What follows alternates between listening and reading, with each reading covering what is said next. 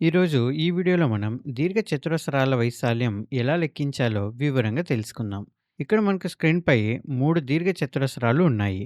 వాటి పొడవు, వెడల్పు కొలతలు స్పష్టంగా ఇవ్వబడ్డాయి. మూడో పటంలో మాత్రం పొడవు, వెడల్పు సమానం కాబట్టి దాన్ని మనం చతురస్రం అంటాము. ఇప్పుడు ఇవి స్క్రీన్ మీద ఎంత స్థలాన్ని ఆక్రమిస్తున్నాయో కనుక్కుందాం. ఇక్కడ ఈ కొలతలన్నీ మీటర్లలో ఉన్నాయి కాబట్టి వాటి వైశాల్యాన్ని లేదా ఆక్రమించే స్థలాన్ని మనం చదరపు మీటర్లలో ఖచ్చితంగా లెక్కిస్తాం. మొదటగా పసుపు రంగు దీర్ఘచతురస్రం మీద ఎన్ని చదరపు మీటర్ల గడులను మనం సరిగ్గా అమర్చగలమో ఇప్పుడు చూద్దాం. ఈ గడులు ఈ గడులు అంచులు దాటకుండా ఒకదాని మీద ఒకటి రాకుండా చాలా జాగ్రత్తగా పేర్చాలి. ఒక చదరపు మీటర్ అంటే 1 మీటరు పొడవు, 1 మీటరు వెడల్పు కూడా. అంటే ఇవన్నీ ఉన్న ఒక చతురస్రం అన్నమాట. అంటే దీన్ని ఇంగ్లీష్‌లో స్క్వేర్ అంటాము. ఇప్పుడు వీటిని లెక్కిద్దాం. 1, 2, 3, 4, 5, 6 ఇలా ఎన్ని పట్టాయి మనకు? 6 గడులు పట్టాయి. కాబట్టి ఈ దీర్ఘచతురస్రం వైశాల్యం 6 చదరపు మీటర్లని మనకు స్పష్టంగా అర్థమవుతోంది. అంటే దీని యొక్క వైశాల్యం 6 చదరపు మీటర్లకు సమానం అన్నమాట. అయితే ఈ వైశాల్యం కనుక్కోవడానికి ప్రతిసారి గడులన్నింటినీ 1, 2, 3 ఇలా లెక్క పెట్టుకుంటూ ఎళ్ళాలా? లేదు. మరి దీన్ని వేగంగా, సులభంగా చేయడానికి వేరే ప్రత్యామ్నాయ పద్ధతి లేదా అని మీరు తప్పకుండా ఆలోచిస్తూనే ఉంటారు. ఇక్కడ మనం కొంచెం గమనిస్తే ఈ 6 గడులను మనం 2 వరుసలుగా విభజించవచ్చు. ప్రతి వరుసలో ఖచ్చితంగా 3 గడులున్నాయి. అంటే పైన 3 ఉన్నాయి, కింద 3 ఉన్నాయి. ఇలా 3 గడులు ఎందుకొచ్చాయి? ఎందుకంటే ఈ రెక్టాంగిల్ వెడల్పు 3 మీటర్లు కాబట్టి మనం 3 గడులను పక్కన పేర్చాం. అలాగే ఇక్కడ మనకు 2 వరుసలొచ్చాయి. అంటే ఏంటి? ఇటు సైడు. దీని పొడవు ఎంత? 2 మీటర్లు కాబట్టి ఇది సాధ్యమైంది. దీన్ని బట్టి మనం ఈ 6 గడులను లెక్కించడానికి మనం ఇంకో సులభమైన పద్ధతిని గూడా వాడవచ్చు. మనకు 2 మీటర్ల పొడవుంది కాబట్టి 3 గడులుండే 2 వరుసలొస్తాయని ఖచ్చితంగా చెప్పవచ్చు. అప్పుడు మనం 2ని 3తో మల్టిప్లై చేయవచ్చు. ఈ 2 ఇంటూ 3 6 అవుతుంది.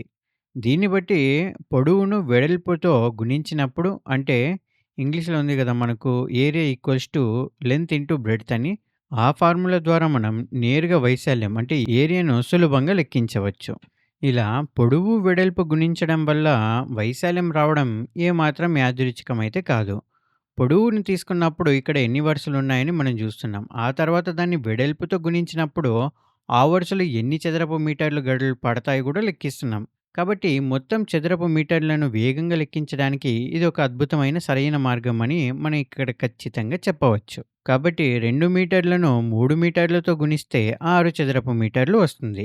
ఈ సూత్రం ఎప్పుడు అన్నింటికి పనిచేస్తుందా అని మీకు సందేహం రావచ్చు.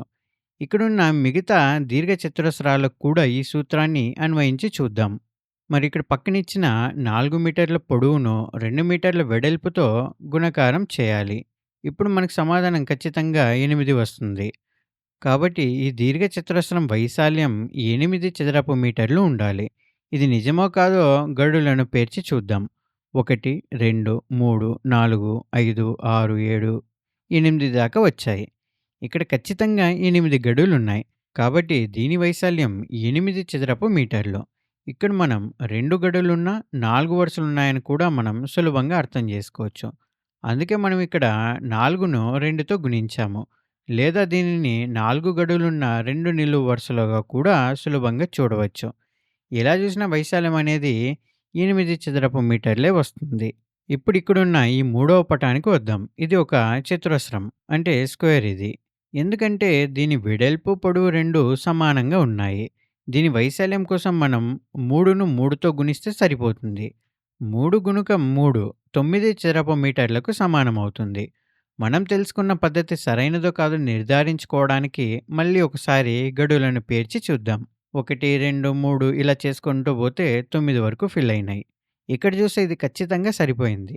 మనం ఈ గడులతో ఈ మొత్తం స్థలాన్ని పూర్తిగా నింపగలిగామని స్పష్టంగా గమనించవచ్చు.